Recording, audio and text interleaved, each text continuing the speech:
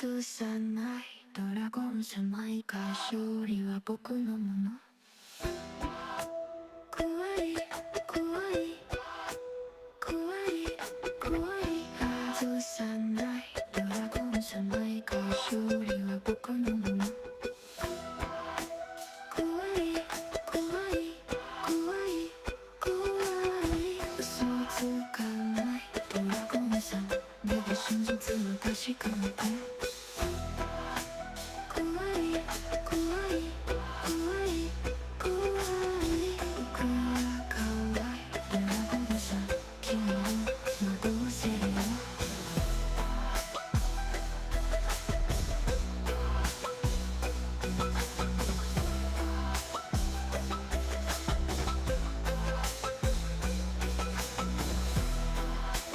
怖い怖い怖い怖い怖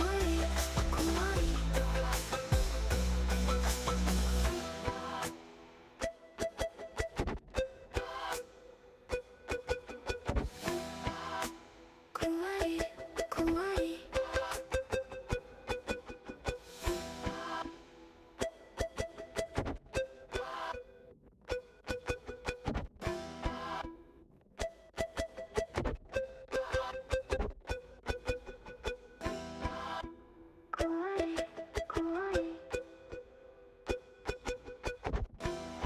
怖い怖い怖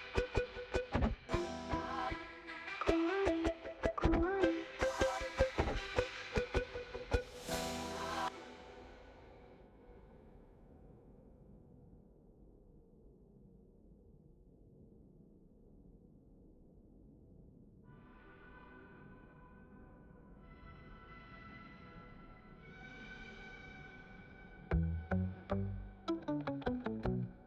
怖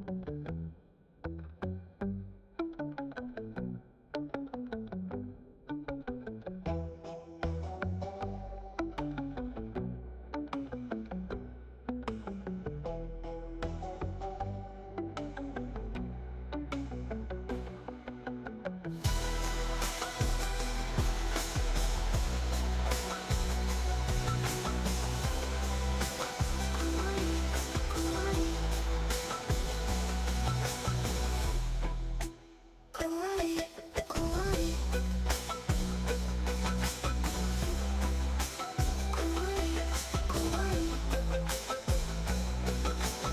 い怖い怖い怖い怖い僕は可愛いドラゴンさ君を惑わせるよ怖い怖い怖い怖い怖い怖い怖い怖い怖い怖い怖い怖い怖い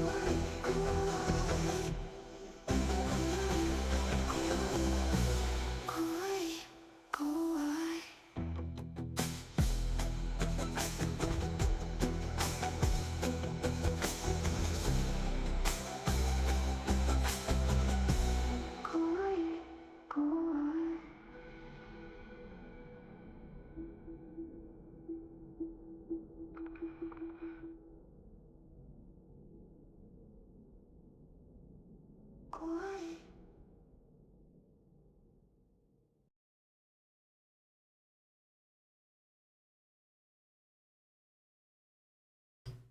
I totally forgot to turn this off.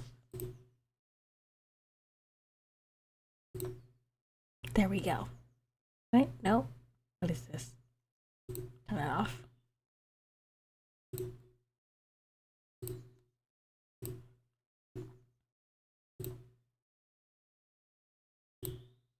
I'm gonna wait till someone gets here before I start reading.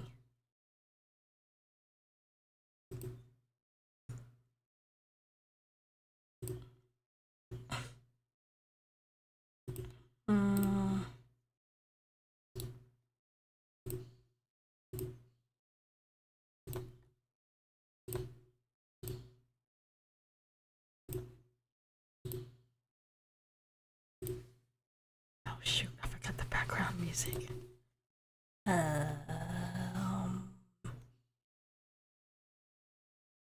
Shoot, where was it?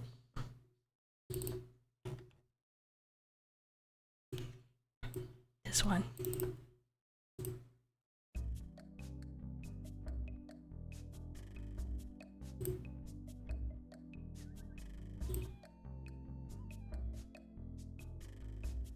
Not really Halloweeny. Close enough. Oh. Putting that on my wish list. There's two. There's two.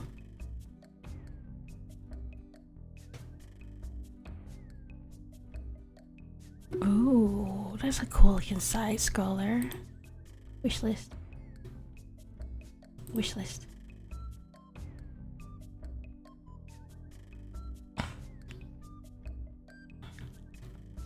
Okay, yeah, definitely don't want that popping up.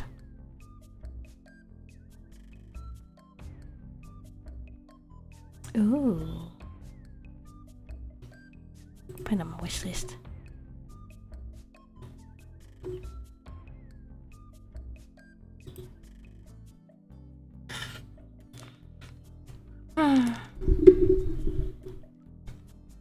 Let's see.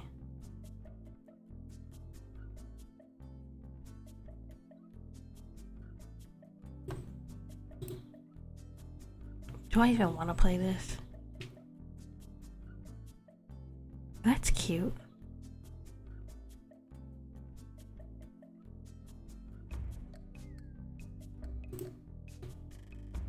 That is not Resident Evil. This is some knockoff.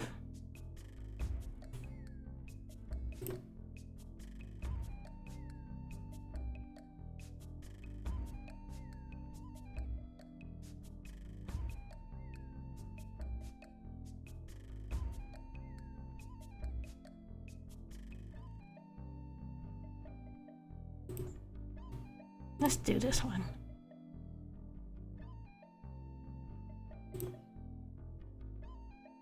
Since I'm still waiting. Wait, this one.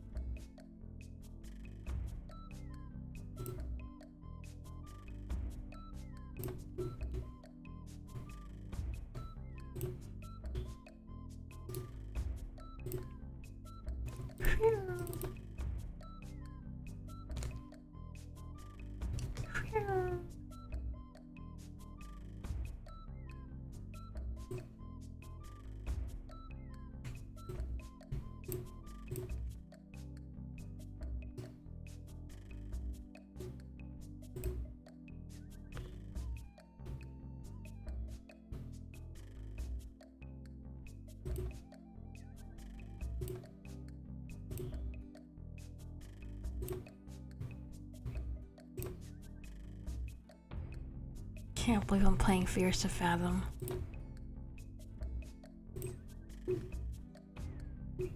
Can't believe it.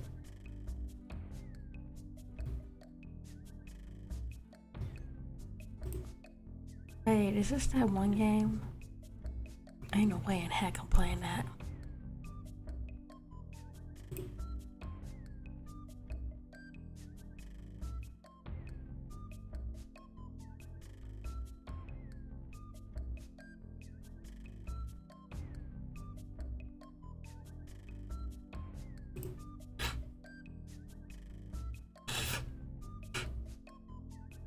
This is definitely not horror.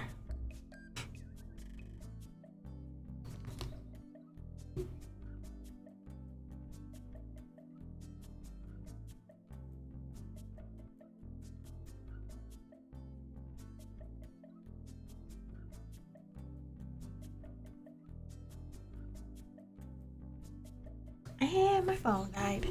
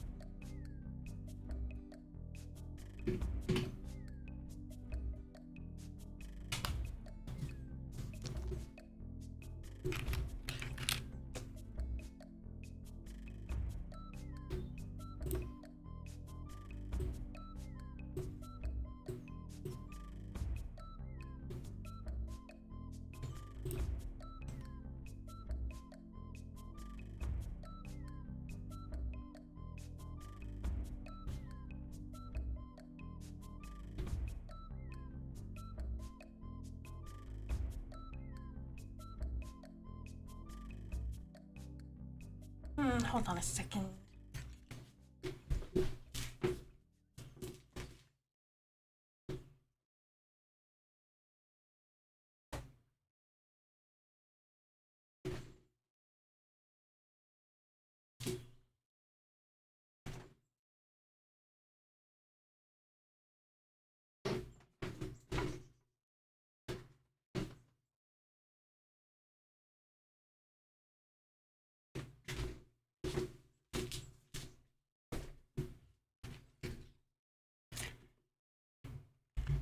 Oh, I won't be able to hear what anyone is saying while I play this. Can this model stop failing? Thank you.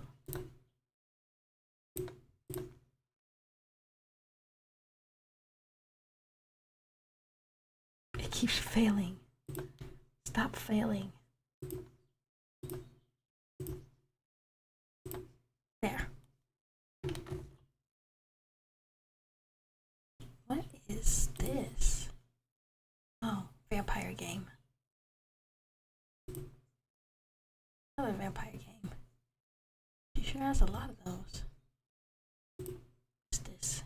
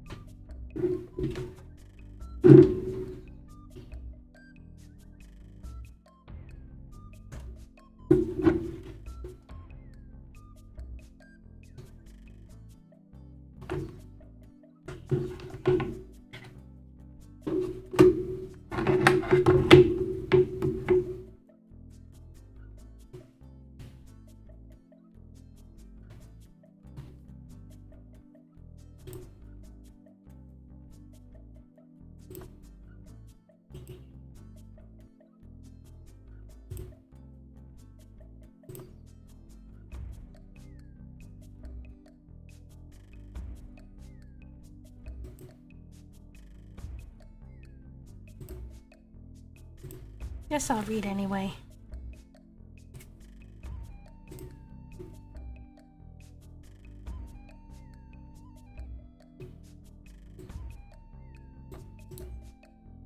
Let's try this one.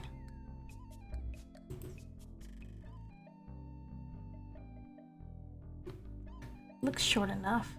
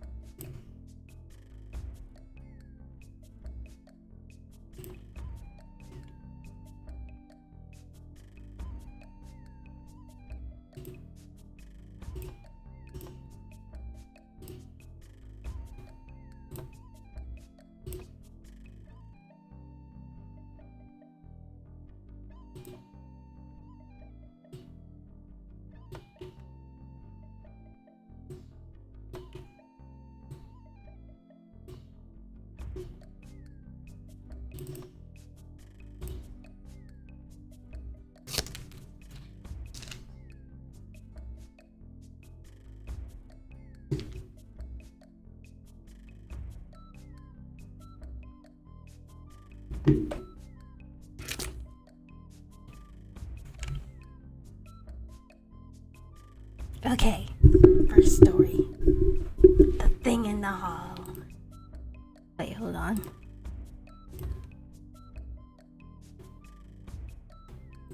The Thing in the Hall by E.F. Benson.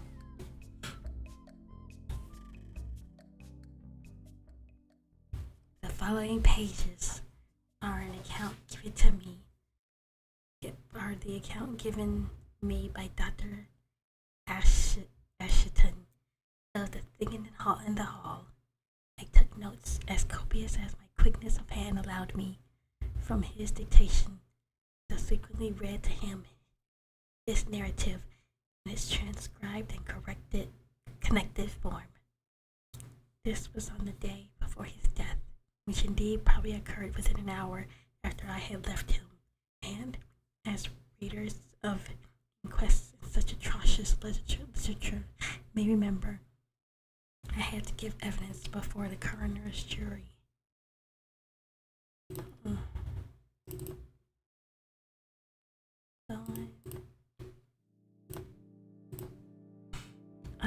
To give evidence before the coroner's jury. Only a week before Dr. Ashton had given similar evidence, but as a medical expert with regard to the death of his friend, Louis Fielder, which occurred in a manner identical with his own. As a specialist, he said he believed that his friend had committed S-word while of unsound mind, and the verdict was brought in accordingly. But in the inquest held over Dr. Ashton's body, though the verdict eventually returned the same, there is more room for doubt. For I was bound to state that only shortly before his death, I read what follows to him. That he corrected me with extreme precision on a few points of details, and that he seemed perfectly himself, and that at the end he used these words. I am quite certain as a brain specialist that I am completely sane, and that these things happen not merely in my imagination, but in the external world. If I had given evidence about poor Louis, I should be compelled to take a different line.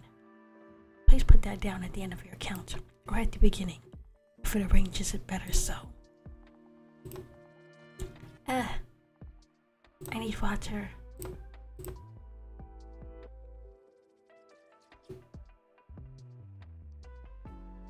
There will be a few words I must add to at the end of this story, and a few words of explanation must precede it. Briefly, there are these. Francis Ashton and Louis Fielder were up at Cambridge together, and there they formed a friendship that lasted nearly till their death. In general attributes, no two men could have been less alike. While Dr. Ashton had become, at the age of 35, the first and final authority on his subject, which was the functions and disease of the brain, Louis Fielder, at the same age, was still on the threshold of achievement. Good for him. Dr. Ashton, apparently without any brilliance at all, had by careful and incessant work arrived at the top of his profession, while Fielder, brilliant at school, brilliant at college, and brilliant ever afterwards, had never done anything. Dang, that kinda hurt.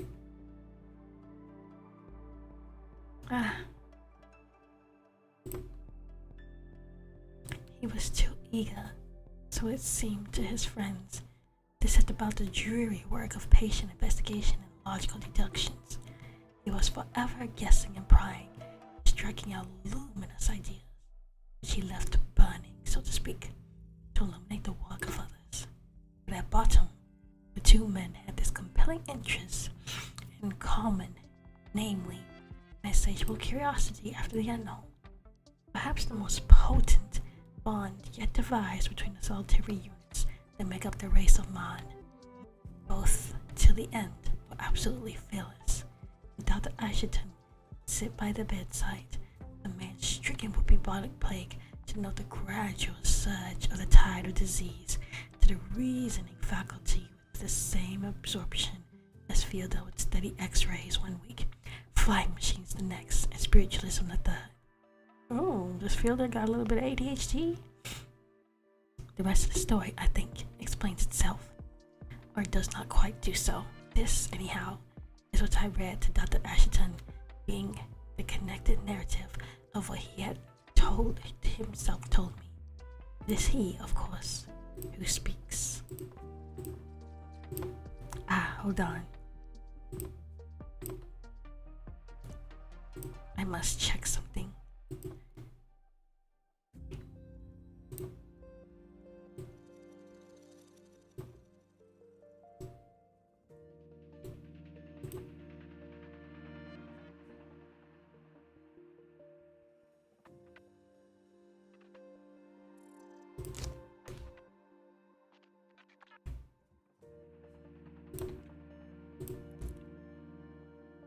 Okay. After I returned from Paris, I had studied under Charcot. I stopped practice at home. General doctrine of hypnotism, suggestion, and cure by such means had been accepted even in London by this time, and owing to a few papers I had written on the subject, together with my foreign diplomas, I found that I was a busy man almost as soon as I had arrived in town. Louis Fielder had his ideas about how I should make my debut, but he had ideas on every subject and all of them original, and entreated me to come and live not in the stronghold of doctors, Chloroform Square as he called it, but down in Chelsea, where there was a house vacant next to his own. Who cares where a doctor lives, he said, so as long as he cures people. Yes, you don't believe in the old methods. Why believe in old localities? Oh, there is an atmosphere of painless death in Chloroform Square. Come and make people live instead, and most evenings I shall have so much to tell you. I can't drop in across half London. Now, if you've been abroad for 5 years, there's a great deal to know that you have any intimate friend at all still left in Metropolis. And, as Louis said, to have the intimate friend next door is an excellent reason for going next door. Above all, I remember from Cambridge days that Louis dropping in meant what Louis dropping in meant. Towards bedtime, when work was over, there would come a rapid step on the landing, and for an hour or 2 hours he would gush with ideas. He simply diffused life, which is ideas, wherever he wanted. He fed one's brain, which is the one thing that matters. Most people who are ill because their brain is starving, and the body rebels and gets lumbago or cancer. That is the chief doctrine of my work, such as it has been. All bodily diseases spring from the brain. It is merely the brain that has to be fed and rested and exercised properly to make the body absolutely healthy and immune from all disease. But when the brain is affected, it is useful to our poor medicines. It is as useful to pour our medicines down the sick as make your patient swallow them, unless, and this is a paramount limitation, unless he believes in them. I said something of the sort to Louis one night, when, at the end of a busy day, I had dined with him. We were sitting in the coffee hall, so it is called, where he makes his meals. Outside, his house is just like mine, and 10,000 other small houses in London. But on entering, instead of finding a narrow passage with a door on the other side leading into the dining room, which again communicates with a small back room called the study, he has had the sense to eliminate all unnecessary walls, and consequently, the whole ground floor of his house is one room. with stairs leading up to the first floor. Study, dining, and passage have been knocked into one, into a big room from the front door. The only drawback is that the postman makes a loud noise close to you as you dine. And just as I make these commonplace observations to him about the effect of the brain and the body of the senses, there came a loud rap somewhere close to me that was startling. "You ought to muffle your knocker," I said. "Anyhow, during the time of meals." Louis leaned back and laughed. "This isn't a knocker," he said. "You were started a week ago and you said the same thing, so I took the knockers off. Let's just slide in now. But you heard a knock, did you?" "Didn't you?" said I. "Why, certainly. But it wasn't the postman. It was the thing. I don't know what it is. That's what makes it so interesting." I would have left.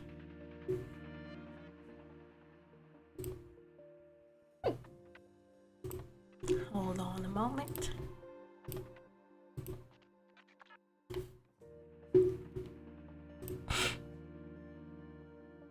Now, if there was one thing that the hypnotist, the believer in unexplained influences, detests and despises, it is the whole root notion of spiritualism. Drugs are not more opposed to his belief than the exploded, discredited idea of the influence of spirits on our lives. And both are discredited for the same reason. It is easy to understand how the brain can act on brain, just as it is easy to understand how the body can act on body, that there is no more difficulty in the reception of the idea that the strong mind can direct the weak one than there is the fact of a wrestler of great strength overcoming one of less. But the spirit should wrap at furniture and divert the course of events. It's as absurd as administering phosphorus to strengthen the brain. That is what I thought then. I know he got a rude awakening.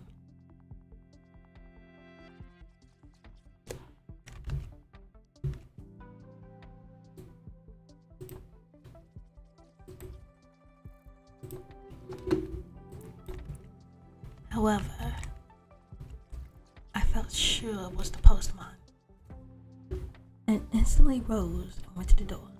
There were no letters in the box. And I opened the door. The postman was just ascending the steps. He gave the letters into my hand. Louis was sipping his coffee when I came back to the table. "Have you tried table turning?" he asked. "It's rather odd." "No, and I have not tried violet leaves as a cure for cancer," I said. "Oh, try everything," he said. "I know that is your plan, just as it is mine. All these years you have been away, you have tried all sorts of things. First with no faith, with just a little faith, and finally with mountain-moving faith. Why, you don't believe in hypnotism at all when you went to Paris." He rang the bell as he spoke, and his servant came up and cleared the table. While this was being done, we strolled about the room, looking at prints, and applause for a Bartolozzi that Louis brought in the new cut, and a dead silence over a Perdita she acquired at considerable cost. Then he sat down again at the table on which we had dined. It was round, mahogany heavy, central foot divided into claws. "Try its weight," he said. "See if you could push it about." So I held the edge of it in my hands and found that I could just move it. But that was all. It required exercise of a good deal of strength to stir it. "Now put your hand on the top of it," he said, "and see what you can do." I could not do anything. My fingers nearly slipped on about it, but I protested at the idea of spending an evening thus. "I would sooner much play chess or noughts and crosses with you," I said. or even talk about politics, then turn tables. You won't mean to push, nor shall I, but we shall push without meaning to. Louis nodded. I need a water break. Okay. Hold on.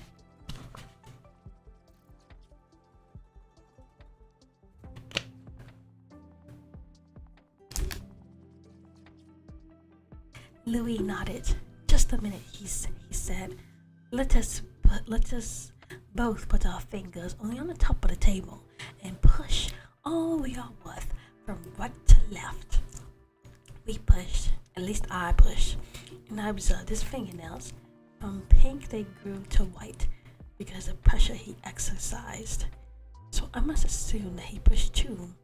Once, as we tried this, the table creaked, but it did not move. Then there came a quick preemptory rap. Not, I thought, on the door, but somewhere in the room. It's the thing, said he. Today, as I speak to you, I suppose it was. But on that evening, it seems like only a challenge. I wanted to demonstrate its absurdity.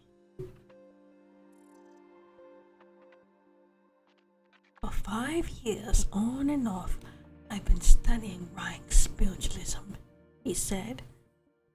I haven't told you before, because I wanted to lay before you a sort of phenomena, which I can't explain, but which now seem to me to be at my command. You shall see and hear, and then you shall decide if you will help me. And in order to let me see any of it better, you are proposing I put out the lights, I said. Yes, you will see why. I am here as a skeptic, I said. Skip away, said he. Next moment, the room was in darkness, except for a very faint glow of firelight. The window curtains were thick, and no street illumination penetrated them, and the familiar, cheerful sounds of pedestrians and wheeled traffic came in muffled. I was at the side of the table towards the door. Louis was opposite me. I could see his figure dimly silhouetted against the glow of the smoldering fire. Put your hands on the table, he said, quite lightly, and how shall I say it? Expect. Still protesting in spirit, I expected. I could hear his breathing rather quicken, and it seemed to me odd that anybody could find excitement in standing in the dark over a large mahogany table, expecting. Then, my fingertips lay lightly on the table. There began to come a faint vibration, like nothing so much as the vibration through the handle of a kettle where the water is beginning to boil inside it. This got gradually more pronounced and violent. It was like a throbbing of a motor car. It seemed to give off a low humming note. Then, quite suddenly, the table seemed to slip under my fingers and began to slowly revolve. Keep your hands on it and move with it, said Louis. As he spoke, I saw his silhouette pass away in front of the fire, moving as the table moved. For some moments there was silence. It continued rather absurdly to circle round, keeping step, so to speak, with the table. And Louis spoke again, and his voice was trembling with excitement. Are you there? He said. There is no reply. Of course, he asked it again. This time came a rap like that which I had thought during dinner to be the postman. But whether it was that the room was dark, or that despite myself I felt rather excited too, it seemed to me now to be far louder than before, and it appeared to come neither from here nor there, but diffused throughout the room. Goodness gracious. Oh, hold on.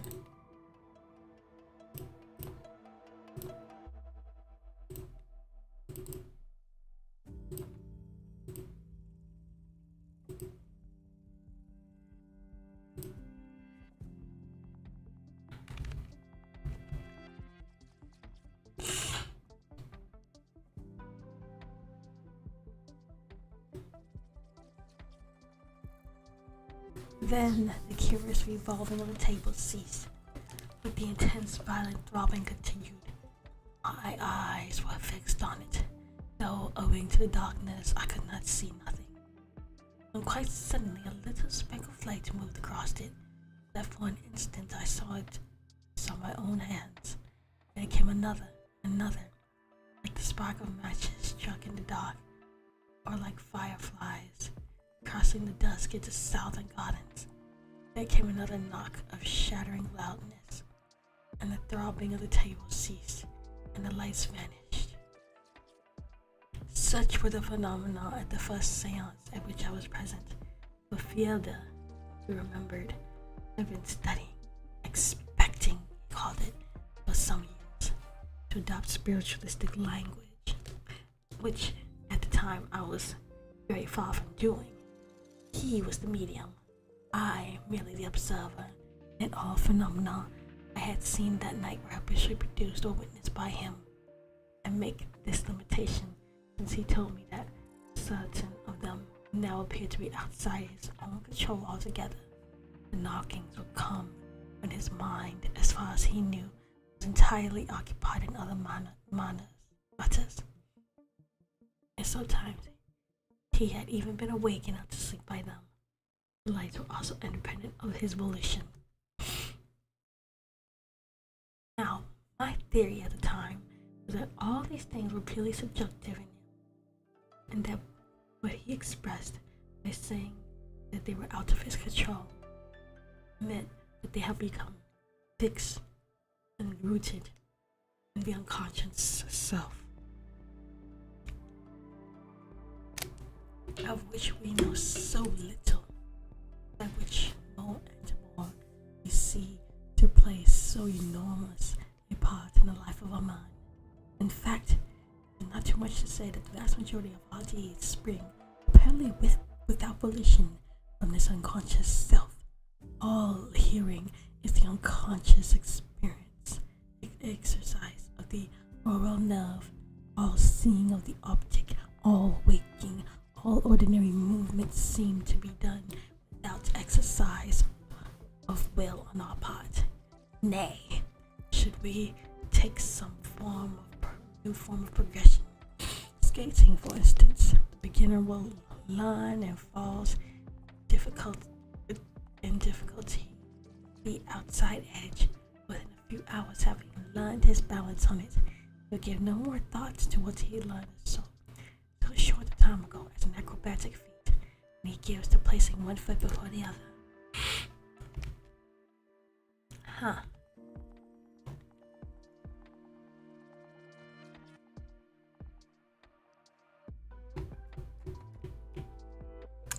Ooh. But to the brain specialist, this was all intensely interesting. To the student of hypnotism, as I was, even more so. But such was the conclusion I came to after this first seance. The fact that I saw and heard what Louis saw and heard was an exhibition of thought transference, which in all my experience at the Charcot schools, I had never even surpassed, if indeed rivaled.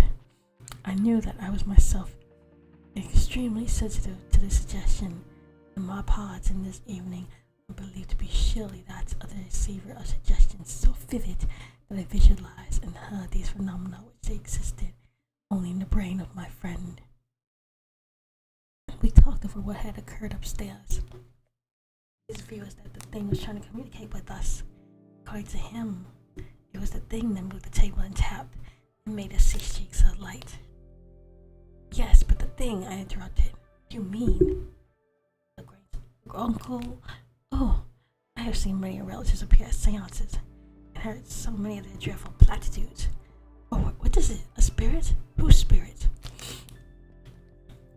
Louis was sitting opposite of me. On the little table before us was an electric light. Looking at him, I saw the pupil of his eyes suddenly dilate. To the medical man, provided that some violent change in the light not the cause of the dilation. That meant only one thing: terror. But it quickly resumed its normal proportion again. Then got up and stood in front of the fire. "No, I don't think it is great uncle anybody," he said. "I don't know, as I told you, what the thing is. But if you ask me what my conjecture is, it is that the thing is an elemental." And pray explain further. What is an elemental? Once again, his eye dilated.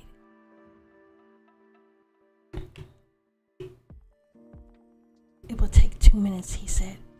"But listen, there are good things in this world, and there are not. And bad things. Cancer is bad. And fresh air is good. Honesty is good. Lying is bad.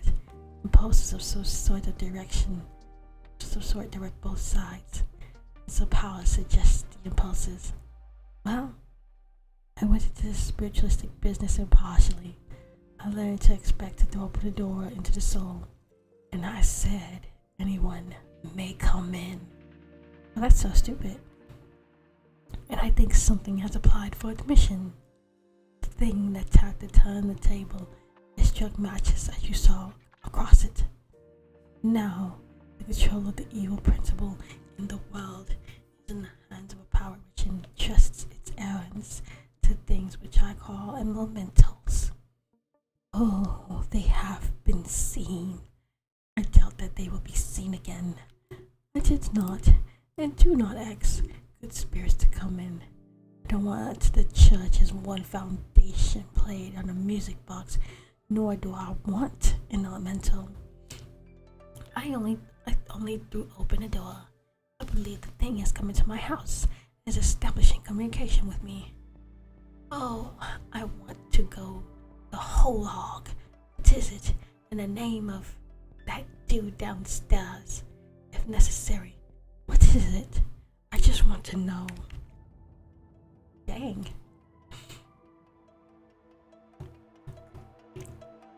What followed, I thought then, might easily be an invention of the imagination.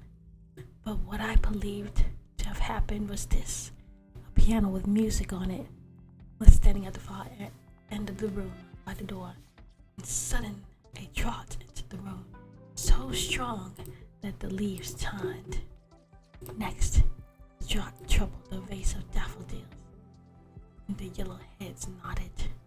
Then it reached the candles that stood close to us, and they fluttered, burning blue and dull. And it reached me, and the draught was cold and stirred my hair. Then it eddied, so to speak, and went across to Louis, and his hair also moved, as I could see, and it went downwards towards the fire, and flames suddenly started up in its path upwards. The rug by the fireplace flapped also. "Funny, wasn't it?" he asked. "And has the elemental gone up the chimney?" said I. "Oh no," he said. "The thing only passed us." Then suddenly he pointed at the wall just behind my chair, and his voice cracked as he spoke. "Look, what's that?" he said. "There, on the wall." Considerably startled, I turned in the direction of his shaking finger. The wall was pale gray in tone, and sharp cut against it was a shadow that, as I looked, moved. It was a shadow of some enormous slug, legless and fat, some 2 feet high, about 4 feet long. Only at the end of it was a head shaped like the head of a seal, with mouth open and panting tongue. Then, even as I looked, it faded. From somewhere close at hand, there sounded another of those shattering knocks. For a moment, after there was silence between us, and Horor was thick as the snow in the air. But somehow neither Louis nor I were frightened for more than a moment. The thing was so absorbingly interesting. That's what I meant by its being outside my control, he said. I said I was ready for any visitor to come in, and by God, we've got a beauty.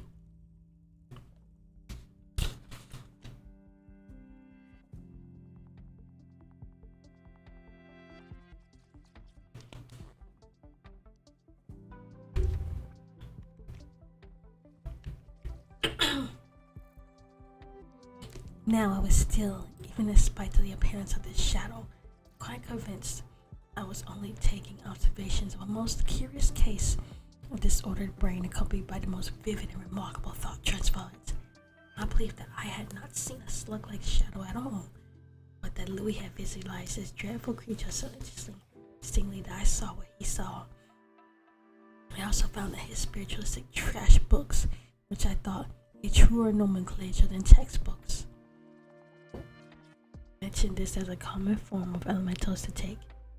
He, on the other hand, was more firmly convinced than ever that we were dealing not with a subjective, but an objective phenomenon.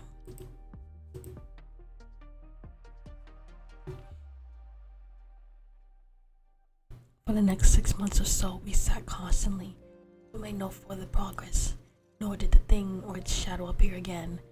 And I began to feel that we were really wasting time. Then it occurred to me to get in a so-called medium, induce hypnotic sleep, and see if we could learn anything further. This we did, sitting as before in the dining room. The room was not quite dark, and I could see sufficiently clearly what happened. The medium, a young man, sat between Louis and myself, and without the slightest difficulty, I put him into a light hypnotic sleep. Instantly, there came a series of the most terrific raps. Across the table, there slid something more palpable than a shadow, a faint luminance about it, as if the surface of it was smoldering. At the moment, the medium's face became contorted to a mask of hellish terror. Mouth and eyes were both open, and the eyes were focused on something close to him.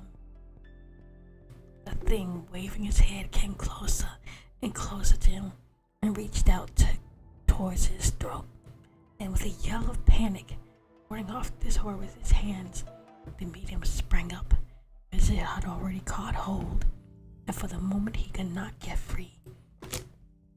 Then simultaneously, Louis and I went to his aid, and my hands touched something cold and slimy, but pull as we could not get it away.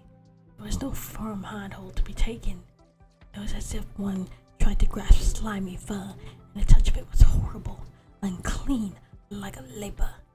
Then, a sort of despair, though I still could not believe that the horror was real, must have been a vision of diseased imagination.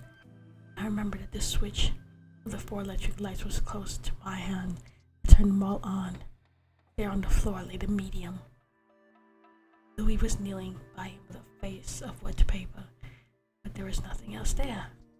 Only the collar of the medium was crumpled and torn, and on his throat were 2 scratches that bled.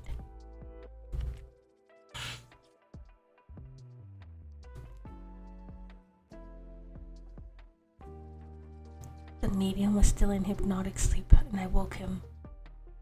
He felt at his collar, put his hand to his throat, and found it bleeding.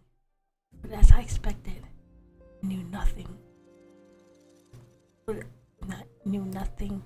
whatever of what had passed. We told him that there had been an unusual manifestation. He had, while in sleep, wrestled with something. We had got the result we wished for, and were much obliged to him, and never saw him again. A week after that, he died of blood poisoning. Oh. Wow. Maybe that thing poisoned him when he touched it. Hi, Zeus. Okay, I'm at the end of the story. I think I'm only reading one story because this hurt my throat a little bit.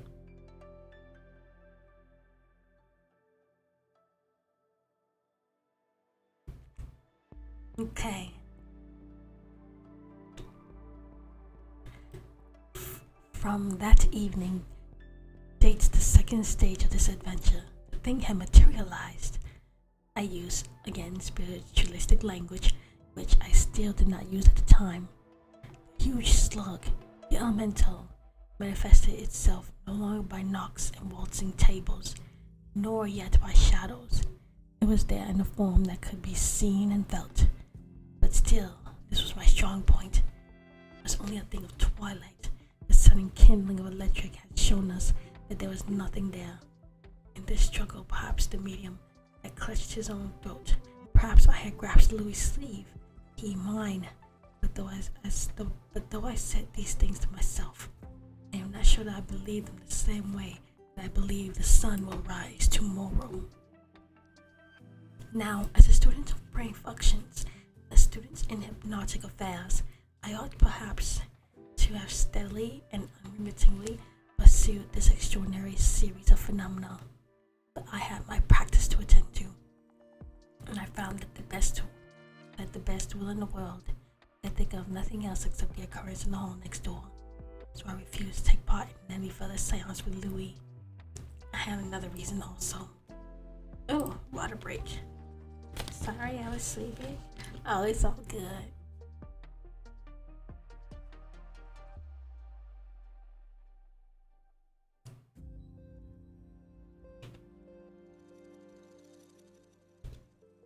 One bottle of water. I need to rate normally. For the last 4 or 5 months, he was becoming depraved. I have been no prude or Puritan in my own life. I hope I have not turned a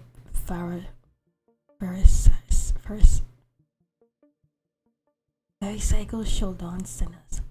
But in all practice of life and morals, Louis had become infamous. He was turned out of a club for cheating at cards and narrated the event to me with gusto. He had become cruel.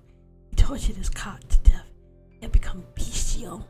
I used to shudder as I passed his house, expecting I knew not what fiendish thing to be looking at me from the window. Then came a night only a week ago, and I was awakened by an awful cry, swelling and falling and rising again. It came from next door. I ran downstairs in my pajamas and out into the street. The policeman beat me. The policeman on the beat heard it too, and it came from the hall of Louis' house, the window of which was open. Together we burst the door in. You know what we found. The screaming had ceased a moment before, but he was dead already. Both jugulars were severed, torn open. It was dawn, early and dusky, when I got back to my house next door. Even as I went in, something seemed to push by me. Something soft and slimy. It cannot be Louis' imagination this time. Since then, I have seen glimpses of it every evening. I am awakened at night by tappings. In the shadows in the corner of my room, there sits something more substantial than a shadow. Within an hour of my leaving Dr. Ashton, the quiet street was once more roused by cries of terror and agony. He was already dead, and in no other manner than his friend when they got into the house. Dang. So he died too. Rest in peace, Louis and Ashton. Dang. This story was decent.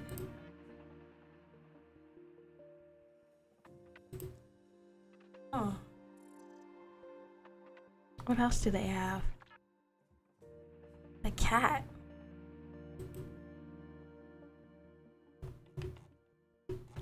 I don't think I can read another story.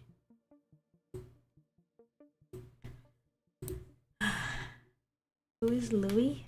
Louis was Dr. Ashton's friend who believed in like possession and spirits and seances. And they had a stupidly seance with a medium. And that somehow allowed this spirit to become more powerful. And then I know Louis had to have been possessed. Like because who messes with their cat? Like who offs their cat? Louis was too excited to meet a spirit, and he paid for it. Okay, time to play Fears to Fathom.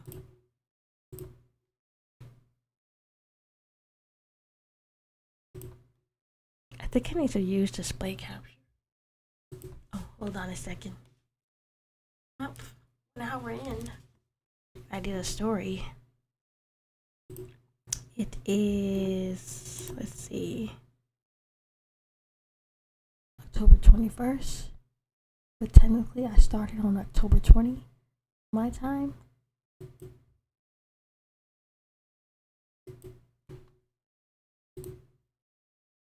It is October 21st. But I started on October 20, my time. Just noting that down for the record.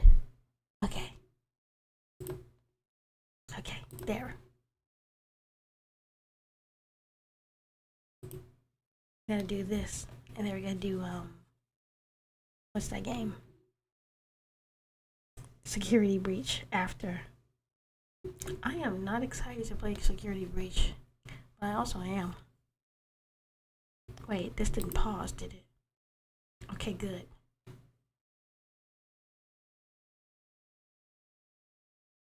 Why is it not loading? Oh, let me close this. Close this. Anything else I need to close?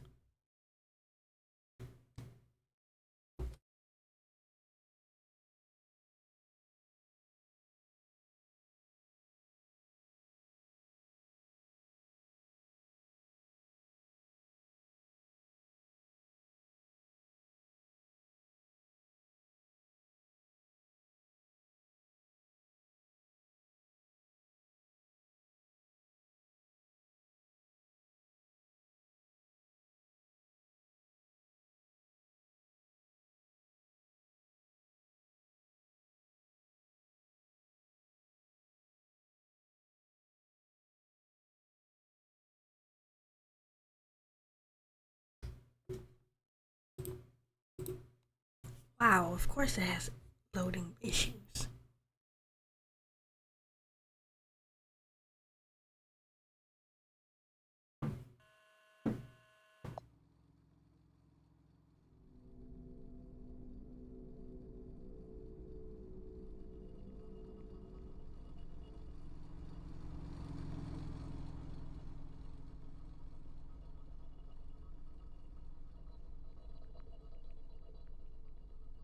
Oh, there we go. Just making sure I get the stream on here so I can see. I say already that a lot of people unalive their cats because they are really bad humans or they are old slash disease. Yeah, that's true. Though in that story, Louis was a normal guy after, and then after they let that spirit in, that spirit had killed the medium a week later, and then it attached itself to Louis.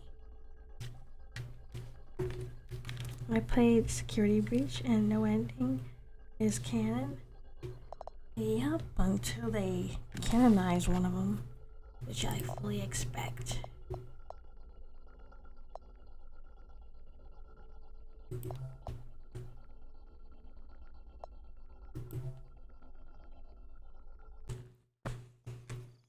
Oh my god, I can't believe I'm playing this.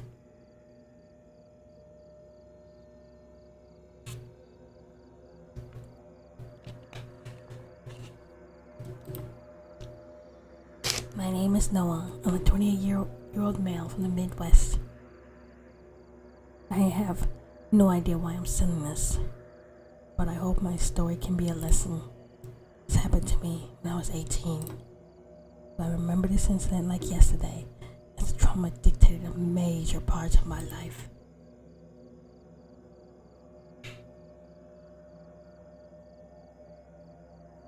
Oh, this game has reading, isn't it?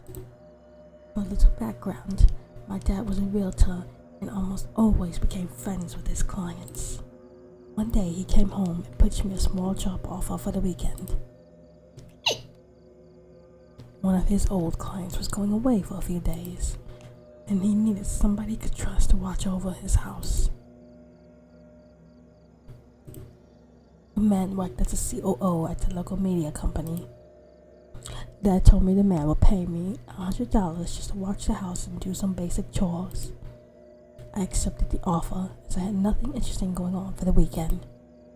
Besides, I thought I could use the time to get my schoolwork done. Plus, I wasn't picky where my pocket money came from.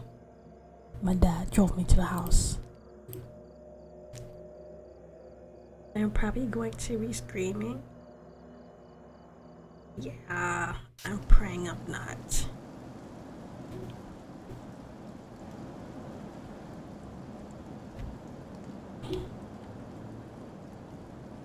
Oh Lord, this is... Oh, I do not like... This just made me a little dizzy.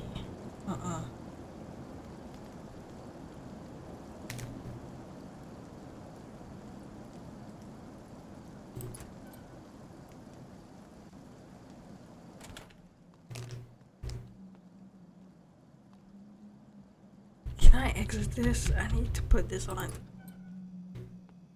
I do not like it. It's making me dizzy.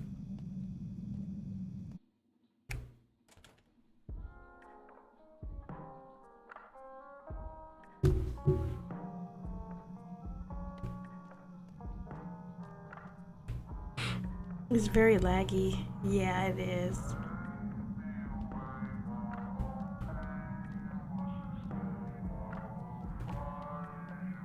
Oh my god.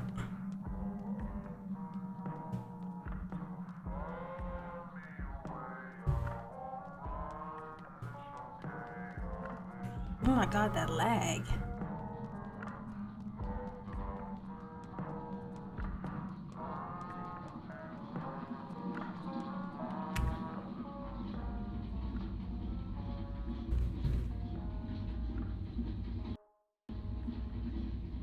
Why does my computer sound like a motorboat?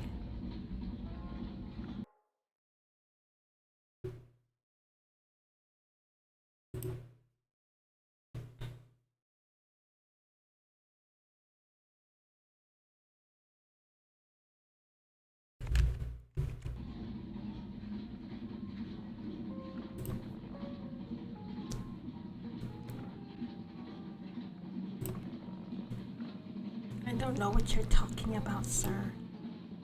What is this place for you, sir? Sir?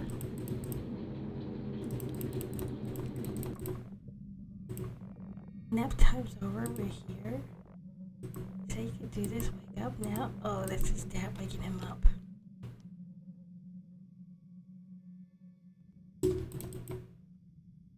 Oh my god, lag. I'm pressing.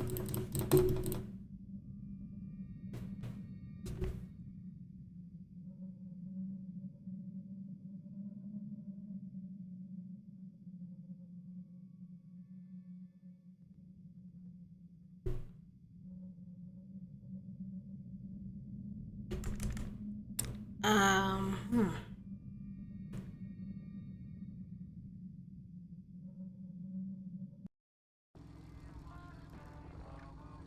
There we go. Now I need to hold on for a second because I started texting. Make sure I send this.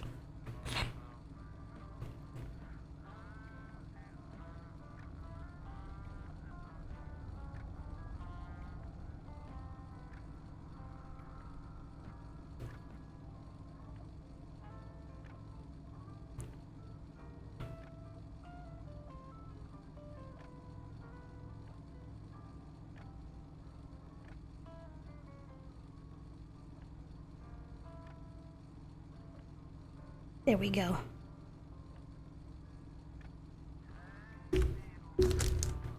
Ugh. Press it. You still think you can do this? Of course. I got this. Roy called and said the keys should be under the fake rock. Got it. He said it's in the backyard.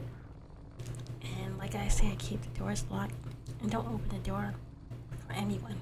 Yes, I heard you the first time, Dad. Okay, now get your ass to work. I hope you know I'm only in it for the snacks.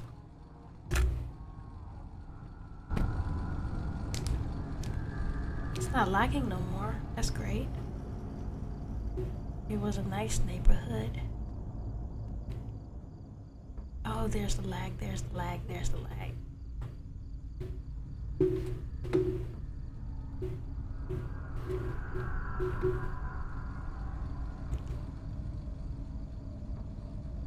Where's the fake rock? It's in the backyard. Wow, this made my head feel funny. Oh, I cannot. And it's still going. It's wow. You know what?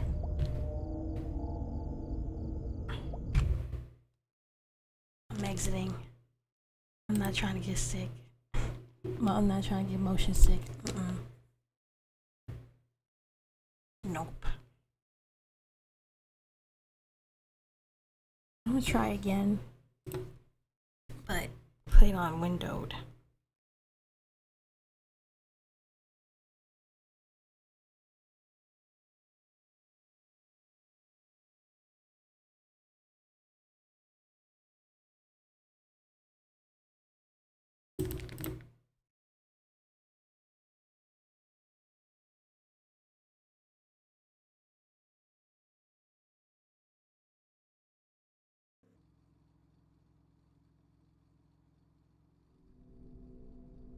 Is Star Rail really going to be the only game I can play on this channel?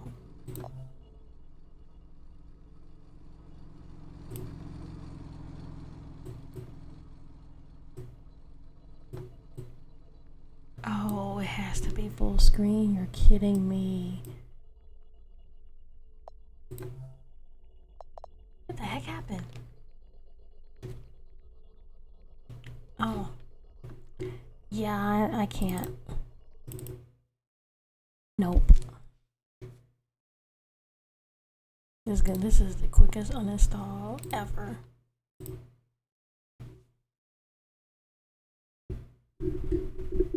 Ran for me, it's very laggy, like each frame. Yeah, I can see this. I can see it from here. It's lagging my computer bad. You know what? Let's go to Genshin.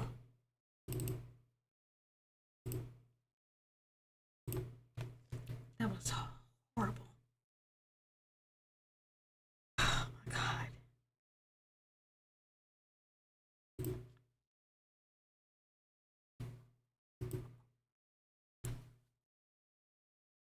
Why does the darn launcher need an update? Oh my god. My eyes. My stomach. Oh, my eyes. Oh my god, I cannot play that. Nope.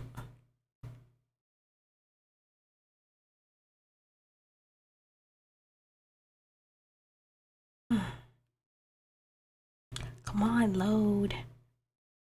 Load. Oh, here it is.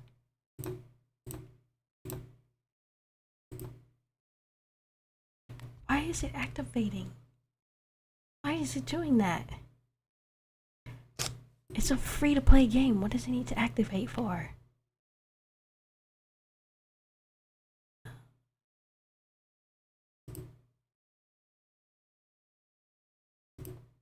You know, I may end up playing an emulator. I may just end up playing Stitch. If all this keeps up. Or Perfect Dark. Also, where the heck did I install Project 64? I'm just open that just in case.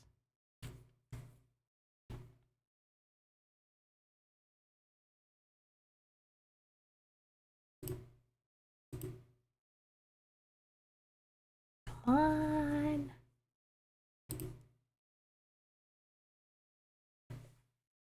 Oh, yeah. Okay, while it does whatever the heck it's doing. Oh, it loaded. Yay.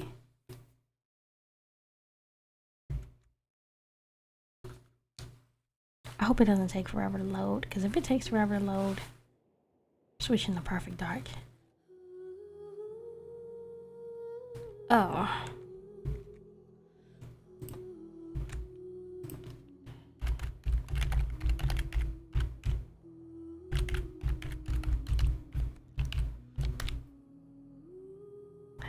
I was petting my cat. He was so cute. Cat gang. Kitten mafia. Oh, thank God it does not have to download resources. Thank God.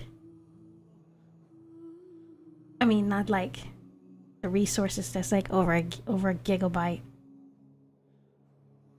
Because I don't know why, but one time it had to download about 2 or 3 gigabytes worth of resources.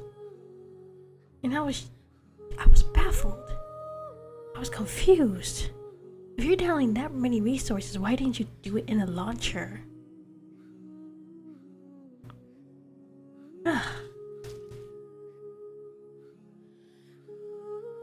Oh. Okay. Perfect dark it is. Nope. I am not gonna sit here waiting all that time for it to verify resources that I already verified before. Nope. Nope, nope.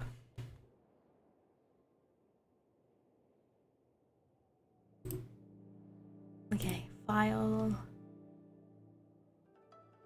Shoot, where is perfect dark?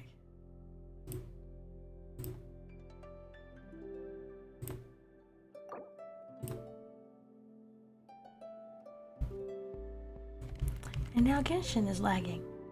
Thank you, Windows. Thank you.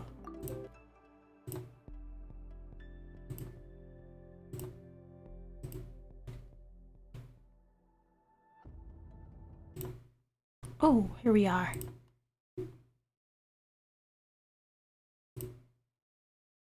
Let's hope it loads. Yes, it loaded, it loaded.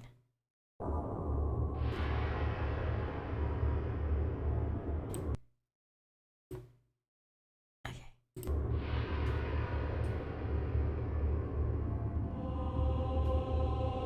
How do I get this full screen?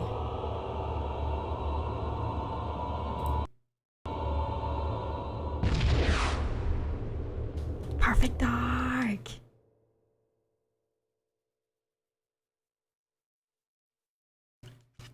Dang, it's looking like a mess on stream, isn't it?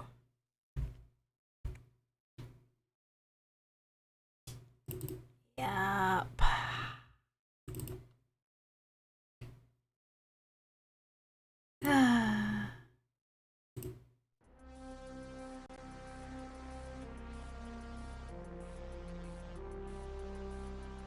How we looking? Wow, that is awful. Hold on, let me drag this down.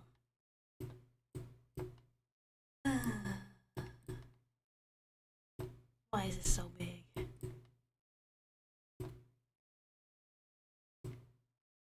Go. Why the big hurry? Okay, let's start. Why is it like 1/2 of the window? Whatever.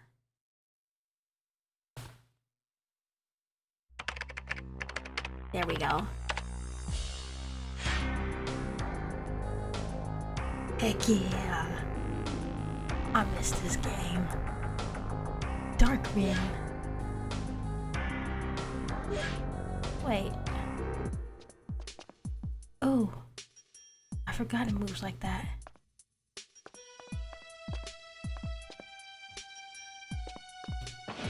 Oh, God, It's good he to scared see me. you. What?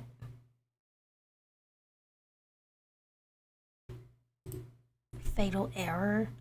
Stopped emulation.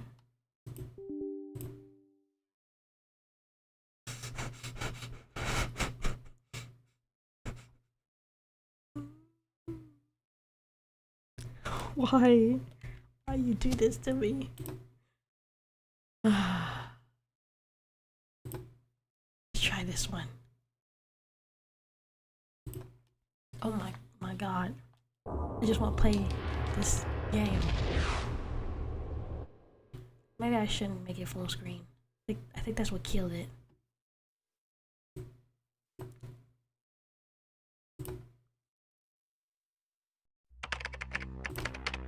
Can I have the same save file? Okay. Let me make this bigger. Today is not your day. It is not. Hello to the 6 people in here. I gotta look at it from this little ass screen. You're kidding me. Can I see the graphic settings? Okay, here we are. Make this maybe 1,600. There we go. Oh no, that's a little too big.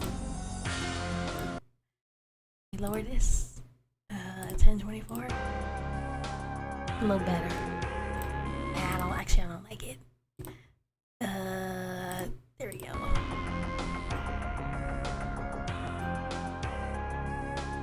I don't like it. Let's go back down.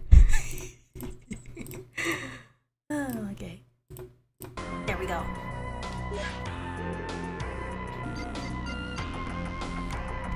Now I gotta resize the window over in here.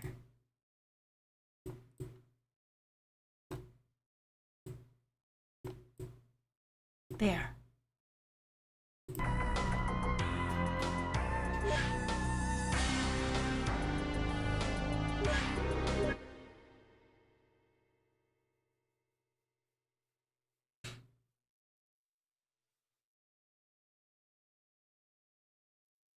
Please.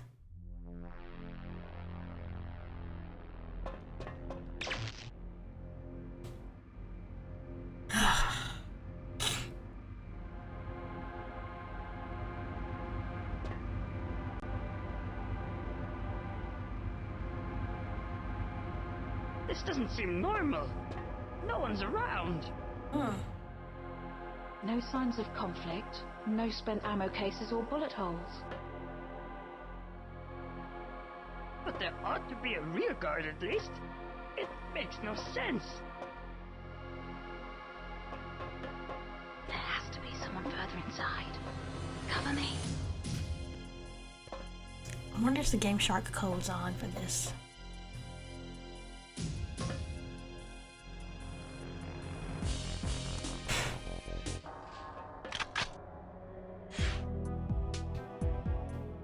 How do I do the weapon select again?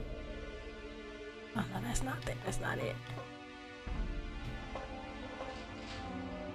The Game Shark codes is not on.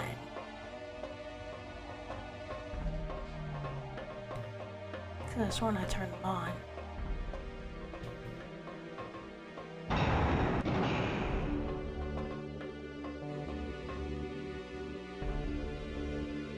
I'm gonna turn those codes on. Let's put this on pause. Cheats.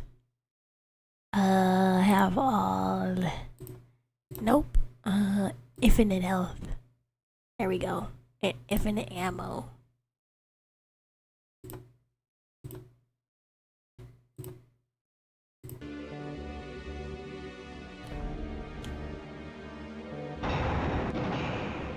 Let's see if I got unlimited health. Turn on that IR scanner. I'll get your ass. Oh, ooh, unlimited health. Oh shoot, I almost shot my buddy. Bring that other gun back.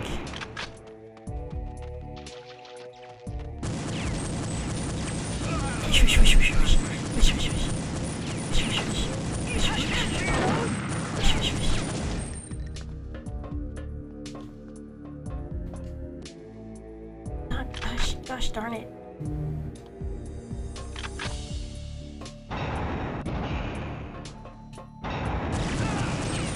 Whoa.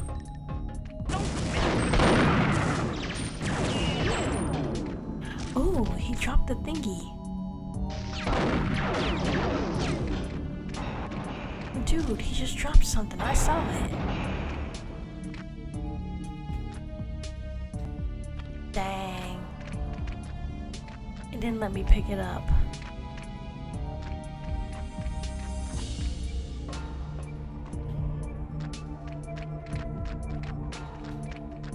At least I can see chat. So basically what me and this little alien dude are doing, going inside this abandoned like alien ship, and it's apparently living, and we're in there to what the heck are we doing in there? What are we doing? Oh, I'm doing this for your own disable the ship, blow it up, just make it release.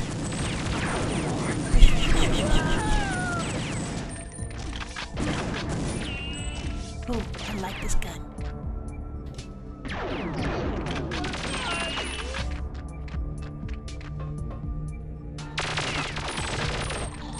My bad, dude.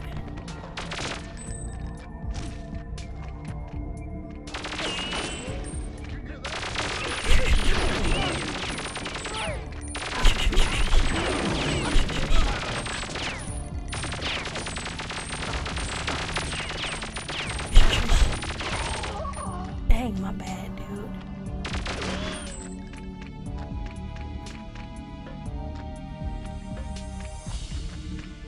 You know, this game is kind of scary when you think about it. What the heck is an auto aim? I need auto aim.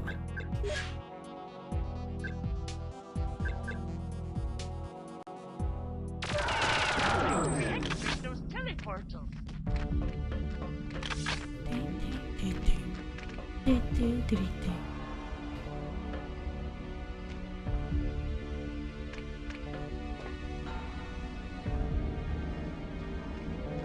I'm gonna go 1 more hour, then I'm cutting this off.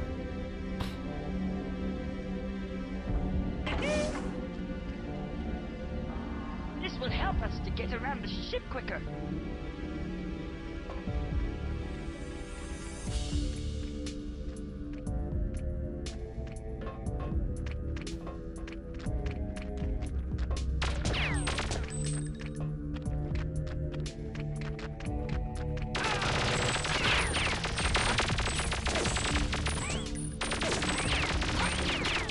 Shoot.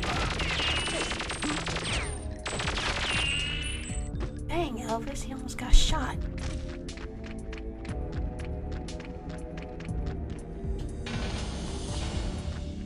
What happens if I just shoot over there? Never mind. Oh yeah, the aliens disguise themselves as blonde guys. So if you see yellow-haired dudes in like trench coats, it's them.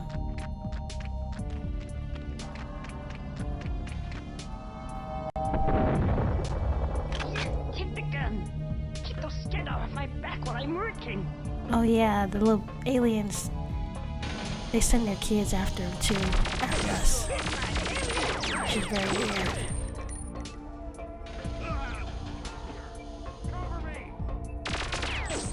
Cover me, now!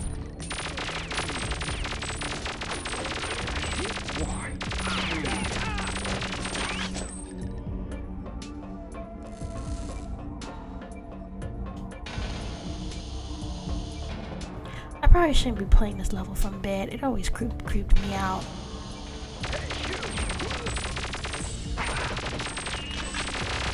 Oh, he did not just hit me.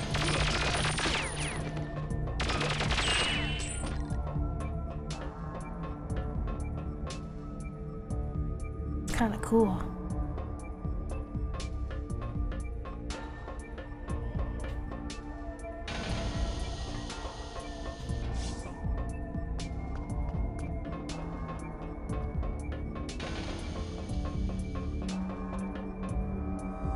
Dang, that's kind of hurting my head too.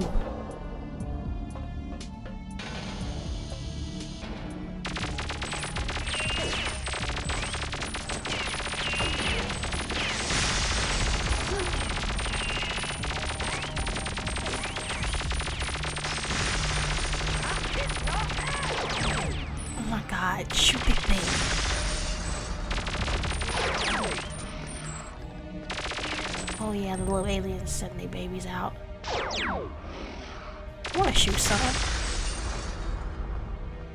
I'm doing this for your own good.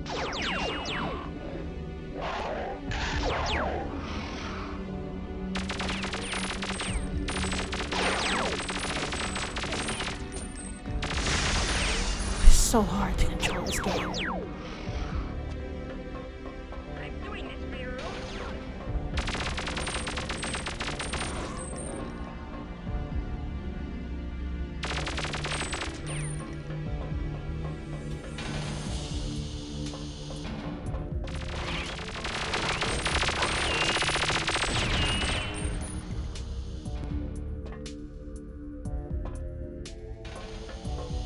Get over here.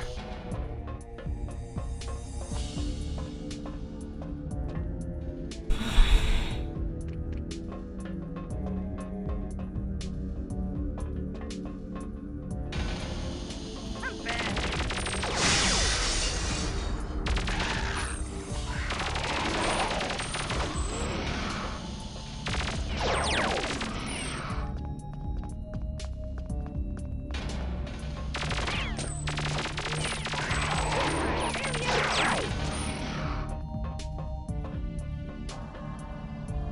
Woo.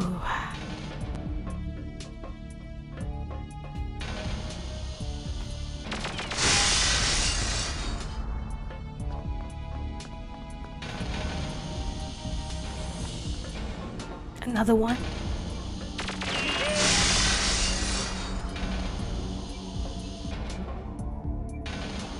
Where the little ugly babies at? Okay, no dragon babies. Oh my god, it's killing Elvis.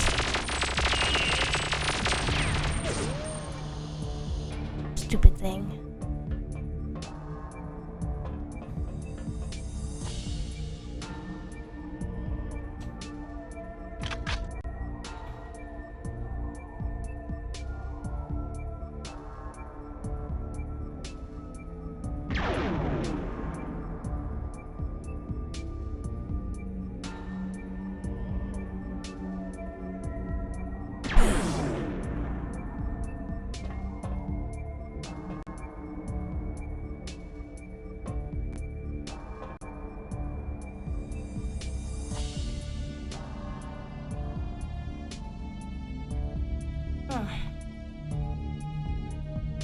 Guess there's nothing else to look for.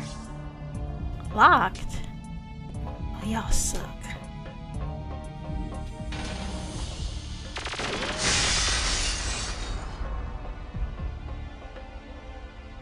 No alien babies.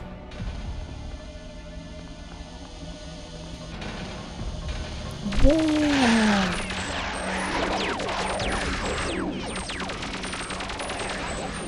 Oh my god, they're killing him. Oh my god, controller, please. Oh my god.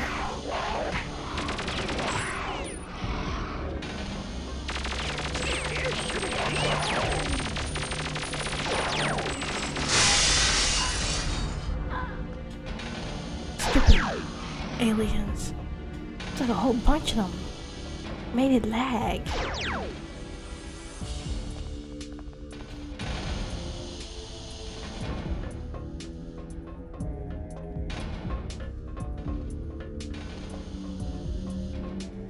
They come through that door.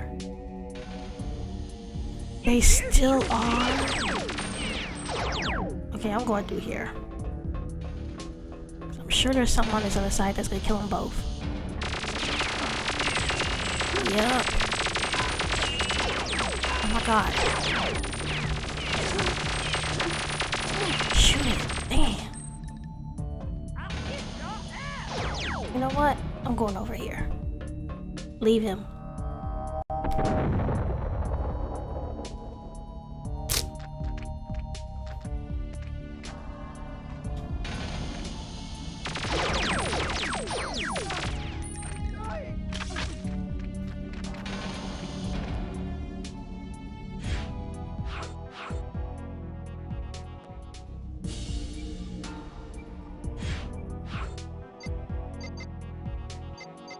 Use this.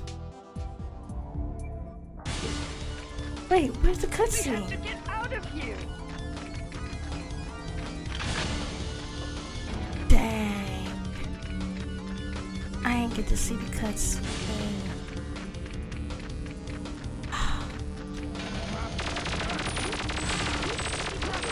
Shoot, shoot, shoot, shoot, shoot, shoot.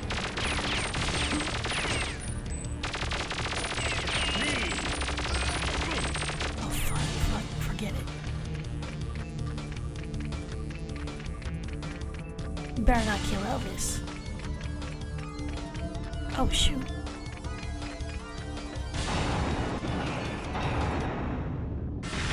Yes, we got out of there.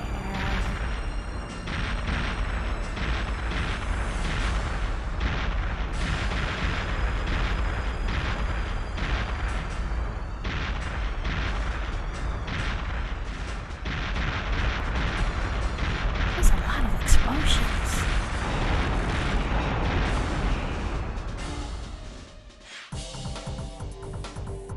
Yes. Oh, this level.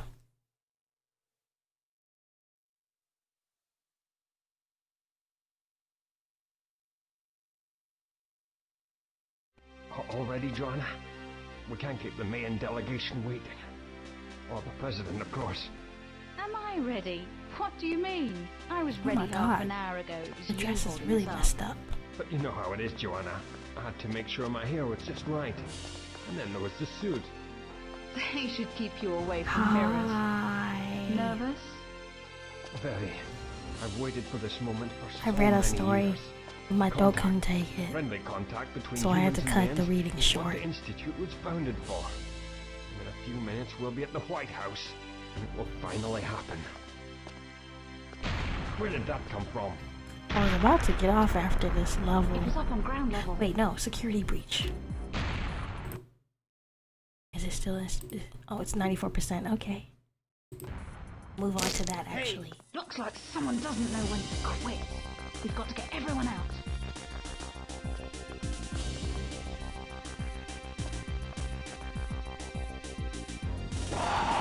Look at that dragon. A lizard. I like that they have back claws that can knife you.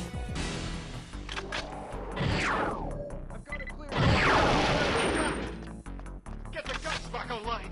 Hurry! The auto defenses will really help me out.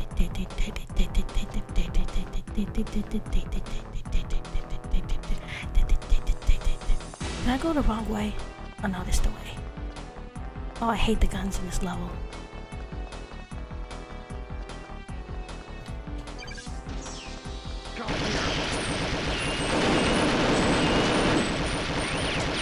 Oh my god. I hate those guns. Did I just go the wrong way? I believe I did. Oh my god. Ooh. What a boost.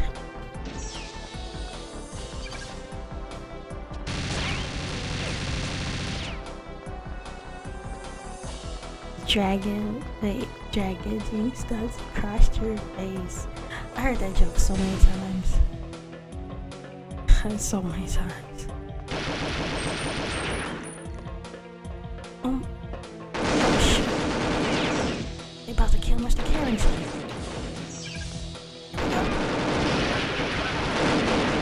Dang, dang. Save them! Received.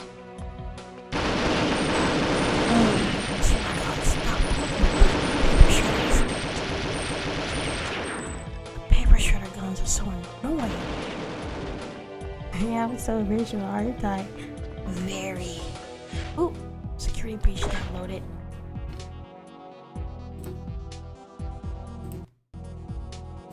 I'm exiting. Thank God.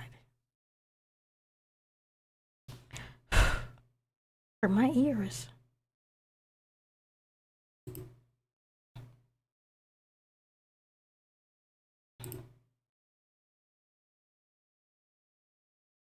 Let's change it from yellow to purple. There we go. Have a little purple for this. Man, that game hurt.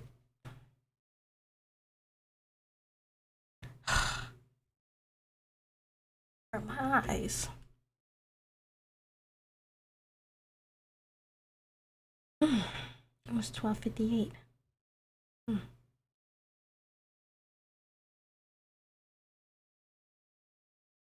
That's what she said. And I completely forgot what I said just now. Something about hurting my eyes.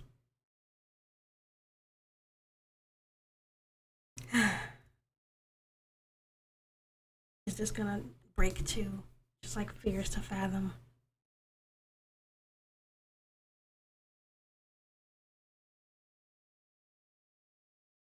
I should have bought this on Switch.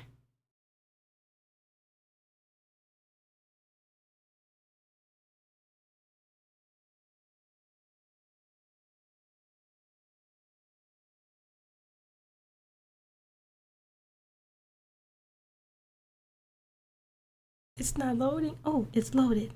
Good. Oh my God.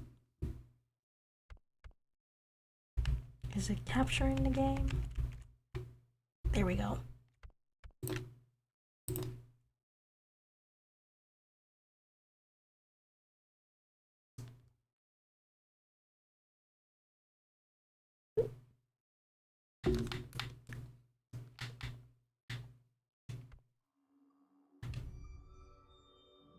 Yay! Security breach. I'm gonna be real. I don't really want to play this, but it's October. I have to. Ladies and gentlemen, boys and girls, Fazbear Entertainment would like you to put your hands together for the one, the only, Freddy Fazbear. Security breach.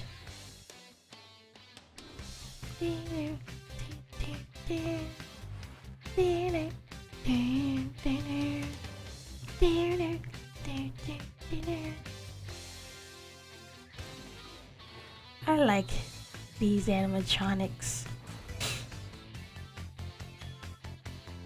I remember when this game first came out, it was such a mess that even Marky Player had to do a video about how much of a mess it was. I felt bad for the guy. I think he even live streamed it. He needed help from his chat.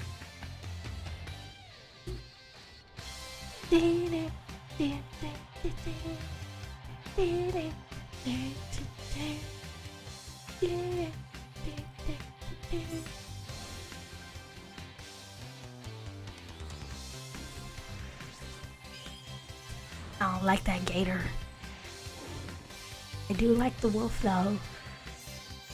Chica's alright, just annoying.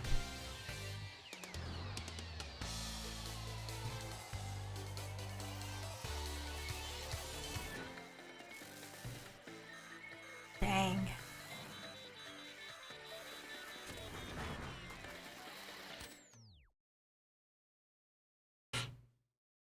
This game just looks cringe. It's an okay game.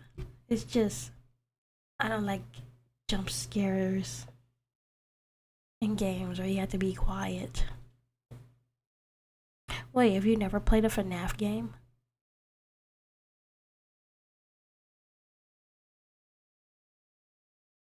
Not gonna take forever to load, is it? Oh, there we are.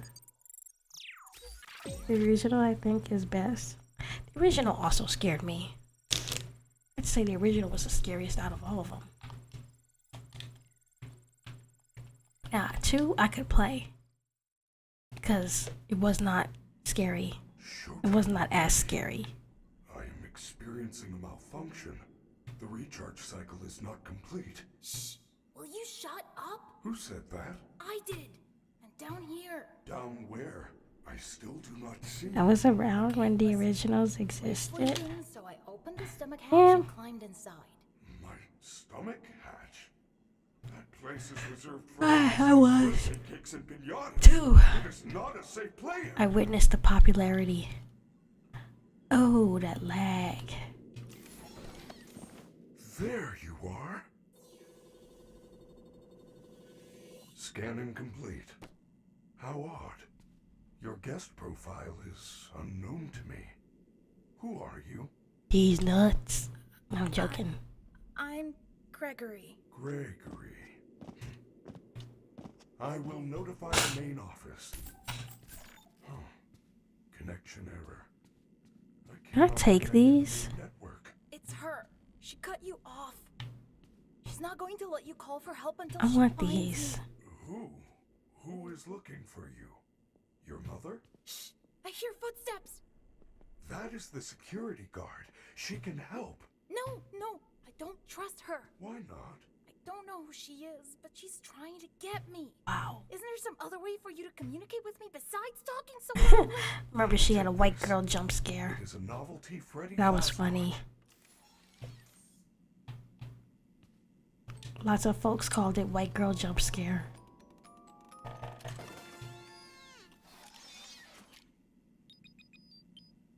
What was that? I am sending you an encoded message.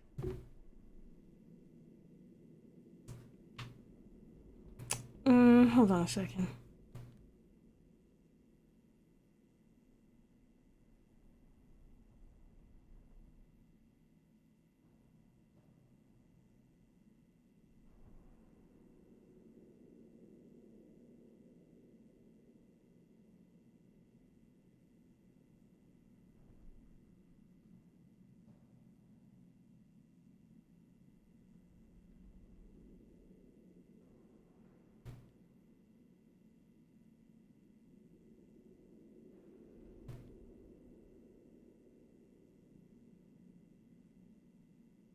Dang, no one responded to my offer. Okay, that sucks. Hello, Gregory. It is me, Freddy. I will escort you to the main entrance. However, I am unable to leave this room. You should have no problem. There is a button on the wall that will open the door to the back room. I will make it accessible to you now. Can't exit out of here. How do you exit out of here? Oh, right.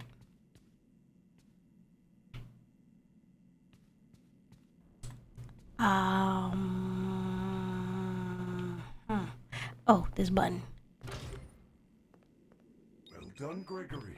They say the Switch has surpassed Maintenance room. all the consoles as the top selling console in Japan. You'll have to climb through the Honestly, real of them. and release me from the outside. I like it more than PC gaming.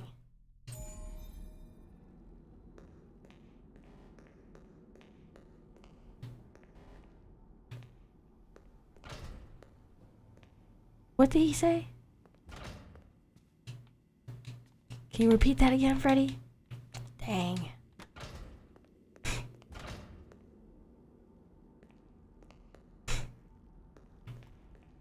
Oh, this is kind of making me a little dizzy too.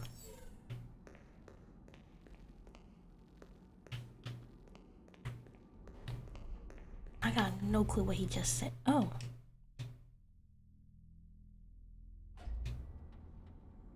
Why am I jumping?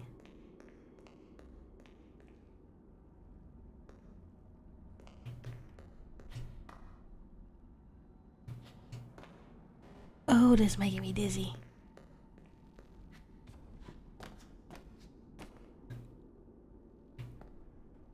How do you crouch? Oh. I was in high school when FNAF 3 and FNAF World came out. Wow. FNAF World. Ugh, I remember the controversy around that game. Perfect tonight. Thank you. Whew, it was a doozy. Hair is beautiful. Your tail is beautiful. Cuckoo. Everyone was watching you. Everyone loves you. Cuckoo. Everyone wants to be you. You are the best. Well, she loves her motivational speaking. I am the best. She loves her motivational speeches. But yeah, FNAF 3, I could also complete a little bit of it, but not all of it. It's just the creepy atmosphere and the jump scares. It's not for me.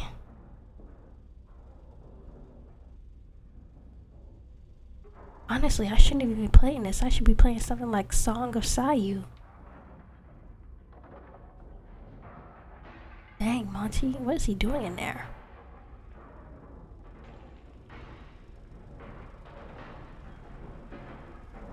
Can we touch that? Nope. This is seriously messing with my eyes.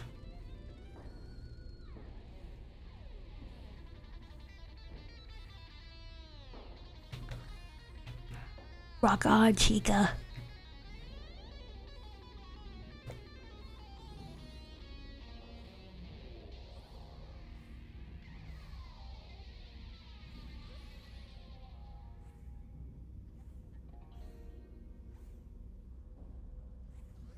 I'm gonna have to get off. I can't play this. It's making me dizzy. Ugh.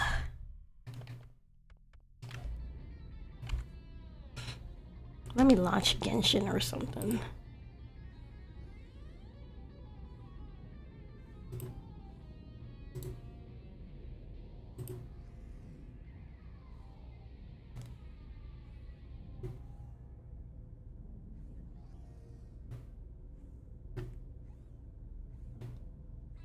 I really can't play nothing other than Genshin on this.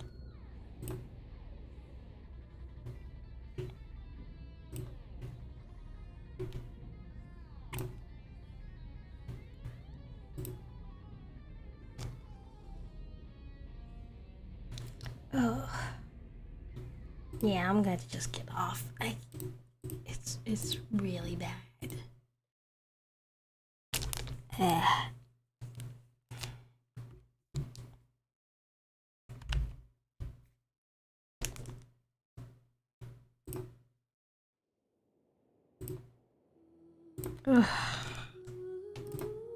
I'll be right back.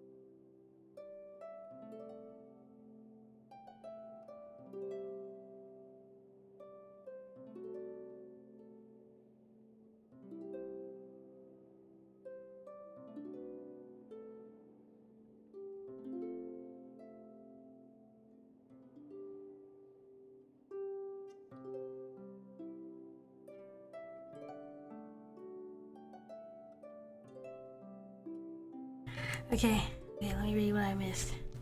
But after Sister Location, I thought that was the last one. I was surprised to see another one came out. Yeah, they keep expanding the lore. Now it's going into like future, I guess.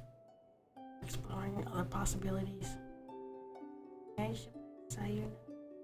I'll make a stream for it and link it. I'm bad at horror games. I can't even finish Amnesia. I know how that feels. I don't know why I'm even trying.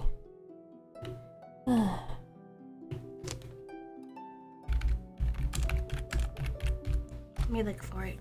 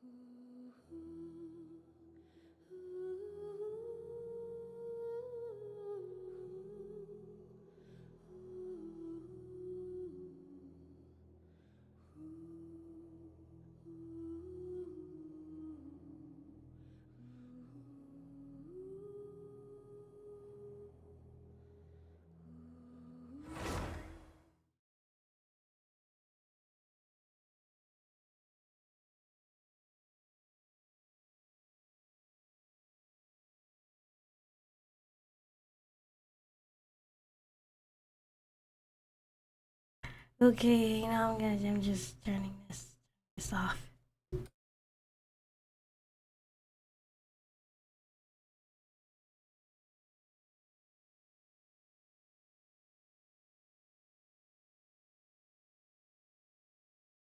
And I'm like, okay, that all that just made me exhausted, so turn this off. Thank you for dropping by. I hope this never happens again. That was horrible.